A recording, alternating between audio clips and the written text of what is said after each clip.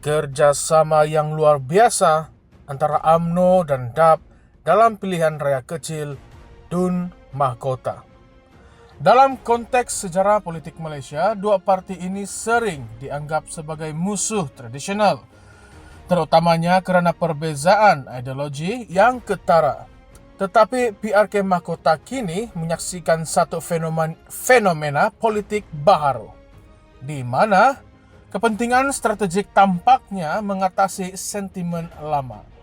Persoalannya, adakah kerjasama ini sekadar sementara, atau adakah ia bakal mencorakkan masa depan politik negara untuk tempoh yang lebih lama? Apa yang menarik ialah calon BN Syed Hussein Syed Abdullah menjadi perhatian kerana keupayaannya menarik undi melalui pendekatan mesra pelbagai kaum. Di tengah-tengah PRK ini, Syed Hussein telah mencipta gelombang apabila beliau menyanyi dalam bahasa Cina semasa pesta Tanglung di Kluang, Johor. Ini menimbulkan satu tanda tanya yang besar. Adakah Syed Hussein sekadar seorang calon yang bijak membaca suasana, atau adakah dia mencerminkan perubahan sebenar dalam cara UMNO mendekati politik pelbagai kaum?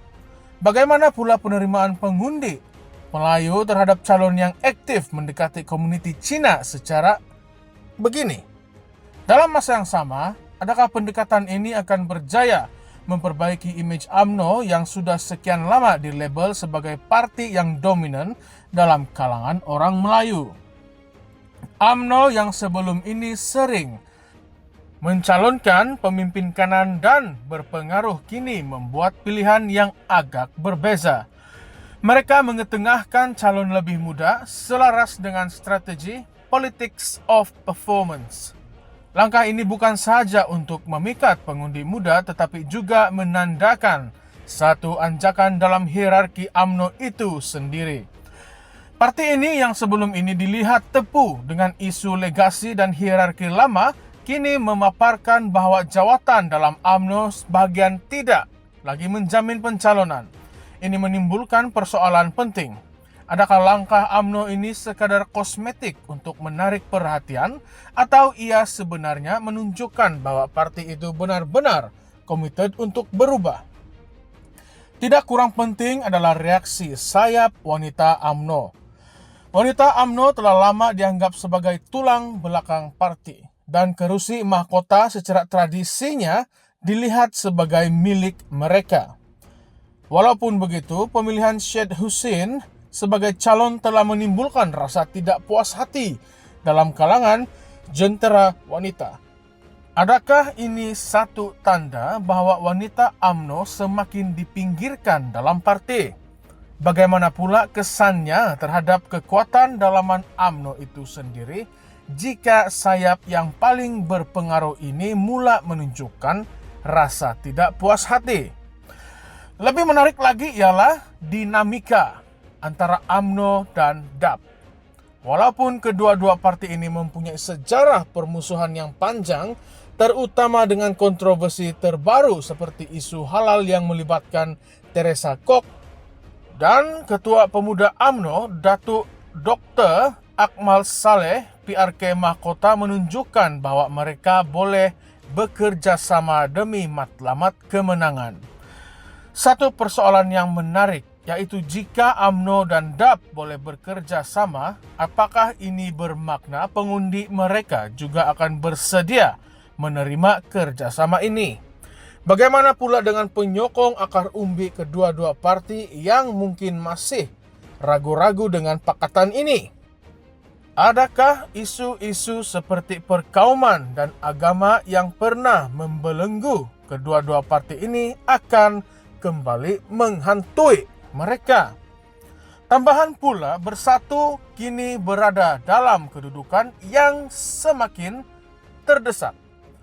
Selepas kekalahan berturut-turut di beberapa PRK lain seperti di Pulai dan Simpang Jeram, mereka tidak mampu untuk tewas lagi di mahkota.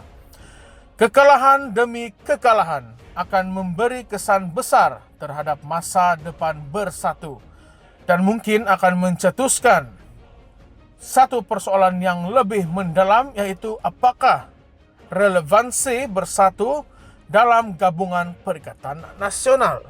Jika mereka terus gagal, adakah ini petanda bahwa gabungan PN perlu mencari strategi baru untuk kekal relevan? Bagaimana pula masa depan politik Tan Sri Muhyiddin Yassin yang turut dipertaruhkan jika bersatu gagal meraih kemenangan penting ini? Di sebalik semua ini, adakah politik Malaysia akan terus berputar dalam kitaran lama di mana parti-parti bersaing hanya untuk mendapatkan kuasa, atau adakah kita kini memasuki fasa politik baru yang lebih pragmatik? Dengan kerjasama antara UMNO dan DAP di PRK Mahkota, kita dapat melihat perubahan dalam lanskap politik negara. Seperti yang Machiavelli nyatakan dalam bukunya The Prince, "There is no permanent enemy in politics." Adakah ini bermakna politik Malaysia akan semakin pragmatik dan kurang ideologikal?